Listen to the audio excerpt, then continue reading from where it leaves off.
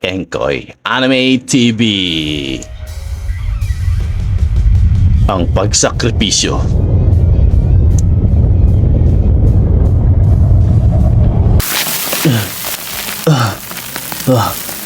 Umubra kayang ginawa naming plano.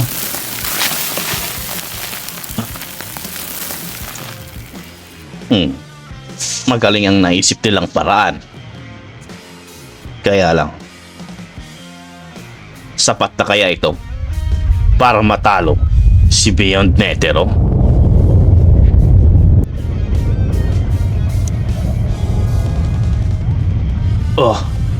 Nawala ang bolang aura na ginawa ni Beyond Netero. Kung ganun, umubra ito. Naku, ano ba yan? Nabali na naman ang mga kamay ko. Kailangan ko na lang itong balutan ng Banshee Gum. Sa ngayon, hindi ko alam kung tuluyan na natin siya natalo. Kaya naging resulta ito ng pagkawala ng bolang aura. Sana naman ay nagawa nga natin para naman matapos na ang problemang ito. Hindi.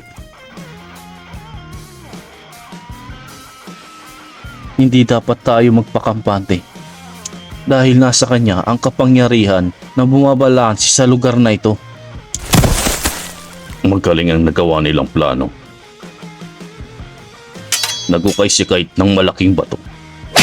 At hinugot naman ito ni Gon. Sabay hinila ito ni Hisoka. At nilagyan ng matinding kuryente ni Killua.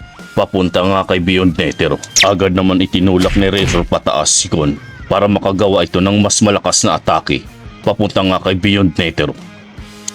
Magaling na kombinasyon. Pero ayos, napakagandang panoorin. Pwede na rin, hindi ba? Hindi sapat pero makakatulong na yun para mabasa ko ang galaw ni Beyond Netero. Pero dahil dun, mas natutunan niyang gamitin ang kapangyarihang hindi ko naman ginamit kahit kailan. Ang kapangyarihang bumabalanse sa lugar na ito. Alam ko yun, no? Simula lang nakipaglaban kami sa'yo, alam ko na hindi mo ginagamit ang kapangyarihang nagmula dito. Ang ginamit mo lang ay sarili mong lakas. Pasama ng pasama ang sitwasyon. Hindi maganda. Wala na siya sa sarili niya. Binalot na siya ng kasamaan at kasakiman sa kapangyarihan.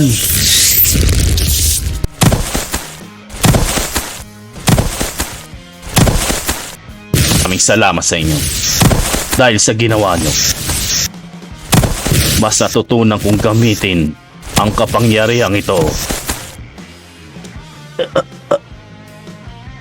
Hindi maaari ito. Ibang-iba na siya ngayon.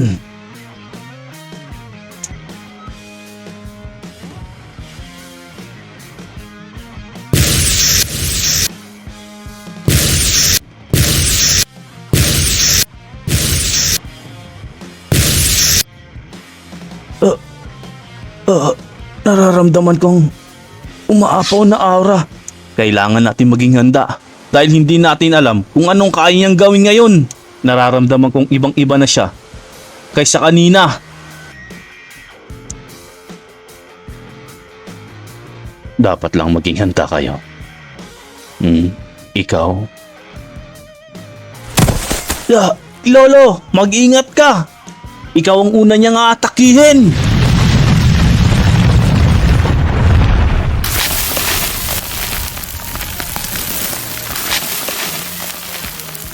Mukhang nahuli yata ng paalala ang apo mo. Dahil sa ginawa mo kanina, isa itong pasasalamat para sa'yo. Napabilib mo ako sa ginawa mong pag-atake. Kaya naman sinabi ko sa sarili ko na ikaw ang uunahin ko. Kaya, alam ka na.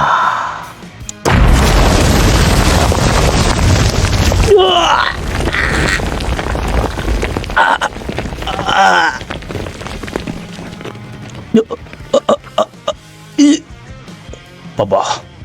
Lolo. Tumigil ka na sa kasamaan mo. Beyond Netero. Sobrang napakahinang atake naman ito.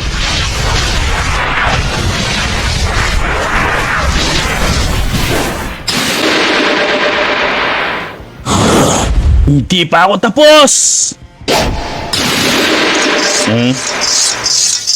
Hindi ako natatalo sa ganitong sandata lamang.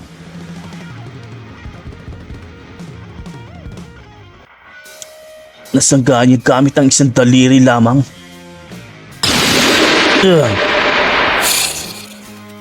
Kailangan namin ibusan lahat para matalo ka. Nang sa ganun, matigil na ang kasamaan mo. Magbabayad ka sa ginawa mo kay Lolo. Hindi kita mapapatawad. Abos ka na!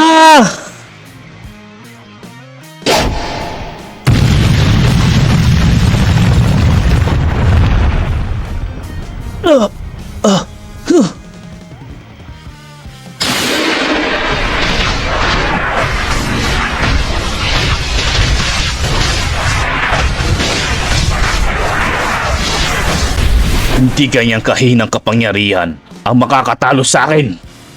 Ngayon, ipapakita ko sa inyo ang tunay na lakas.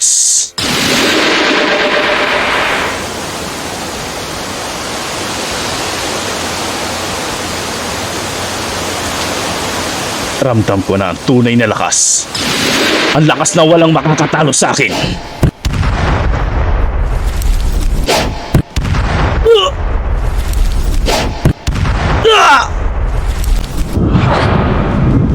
Hindi maaari.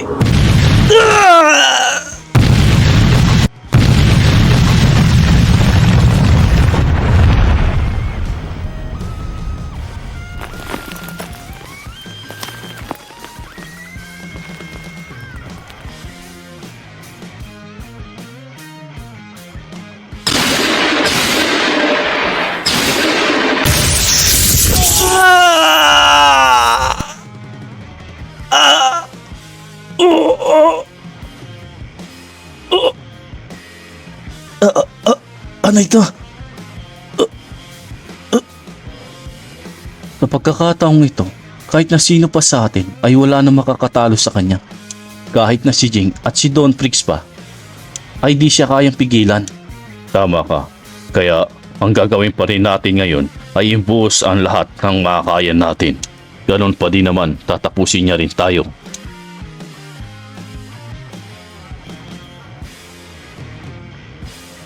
Ngayon na ang tamang oras. Hindi ko na patatagalin pa ang pagtapos sa inyo. Dahil nasasabik na akong makamtan ang mundo.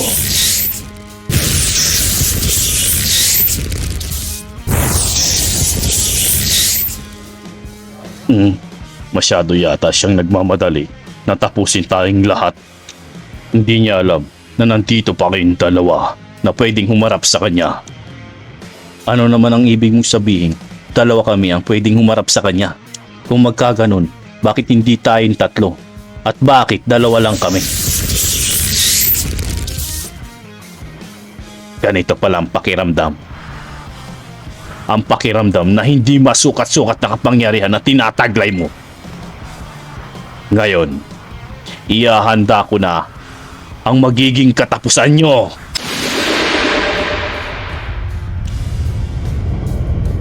Ding, makikita mo naman, mas malakas ang kapangyarihang ito kung ikukumpara mo kanina. Ibubuwis ko ang buhay ko para lang mapigilan ang kapangyarihang ito. May tiwala akong kaya niyo siyang talunin at mapigilan ang kasamaan niya.